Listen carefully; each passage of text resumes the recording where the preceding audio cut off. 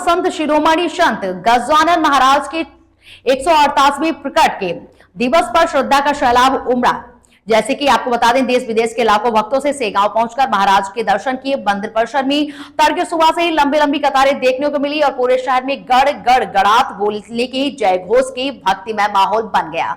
प्रकट दिवस के अवसर पर विशेष पूजा अर्चना, महाआरती, भजन कीर्तन और पालकी सोएठी का आयोजन किया गया। मंदिर में आकर्षक फूलों और रोशनी से सजाया गया, जिसमें सेगांव नगरी जगमग हो उठी और श्रद्धालुओं की सुविधा के लिए प्रशासन और संस्था की ओर से कड़ी सुरक्षा व्यवस्थाएं और सेवाएं भी की गई। महाप्रसादी की व्यवस्था भी थी।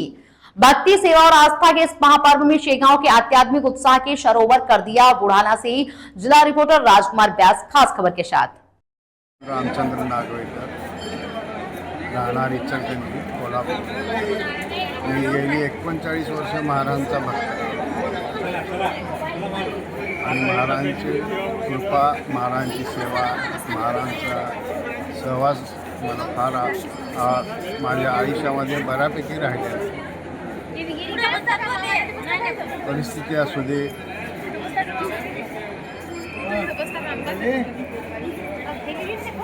तुम्ही जर अध्यात्मात जर जात असाल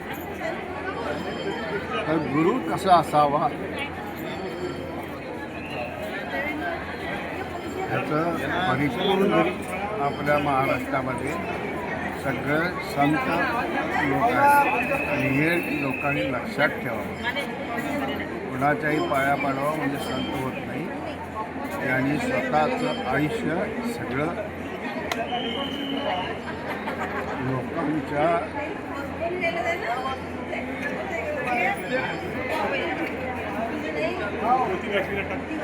खपवलं असतं। त्यांना नमस्कार करणं हे क्रमप्राप्त आहे। हे फार कमी लोकांना समजतं आणि प्रत्येक मोबाईलच्या ह्याच्यामध्ये असल्या कारणानं आणि प्रत्येक गोष्ट गुगलवर भडकते नाही, त्यामुळं बुद्धीमध्ये गोंधळ निर्माण होतो। हा गोंधळ तुमच्या बुद्धीतला आणि मनातला काढायचा।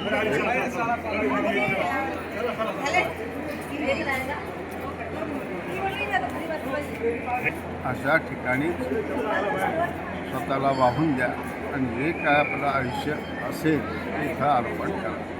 आपल्या महाराष्ट्राला संतांची भूमी फार चांगली आहे आणि तिथंच तुम्ही आपलं आयुष्य थोडी माझी समाधान घेतलं का। आज महाराजांचं प्रकट दिन, गजानन महाराजांचा प्रकट दिन म्हटलं म्हणजे एक वेगळंच पर्व राहते, एक वेगळाच उत्सव राहते। महाराजापर्यंत जी काही गर्दी राहते, 6-7 तास लाईनीत उभं राहून दर्शन घ्यायची प्रचिती ही ज्याच्या त्याच्या नशिबी नसते। ज्याला महाराजांचा साक्षात्कार, ज्यांच्या महाराजाबद्दल ओढ आहे तेच इथे येतात आणि परत इथले जे संस्थानाचं व्यवस्थितपणा, रात्रभर मंदिर चालू ठेवणं, व्यवस्थित हे करणं हे भारतात कुठेच शक्य नाही आहे। कारण की पैसे देऊनसुद्धा देवाचे दर्शन घेतात बरेच ठिकाणी, इथे न पैसे घेता मनाची समाधानी भेटते आणि महाराजांबद्दल जी काही आस्था, आपली श्रद्धा असते ती इथे त्याची प्रचिती हमखास मनापासून जो येतो त्याला